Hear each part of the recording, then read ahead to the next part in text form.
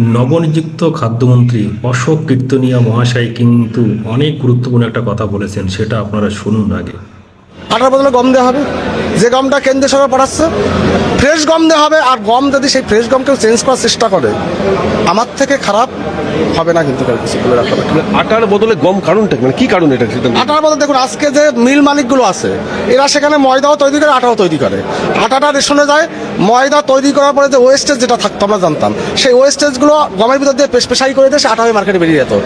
পশ্চিমবঙ্গের মানুষের খাবার নিয়ে এই ধরনের দুর্নীতি হয়েছে পশ্চিমবঙ্গে, এটা মেনে নেওয়া যেতে পারে। উনি কিন্তু অনেক গুরুত্বপূর্ণ একটা কথা বলেছেন, একদম ঠিকই। যে আটাগুলো দেয় সে আটাগুলো কিন্তু মানুষেরা খেতে পারে না। যে আটাগুলো এমন পরিস্থিতি, যেমন আমাদের বাড়িতে যে আটাগুলো দেয় সেগুলো দেখেছি আমার মা ওই হাঁস মুরগিকে খেতে দিচ্ছে, মানে সেগুলো মানুষের খাবার উপযুক্ত নয়।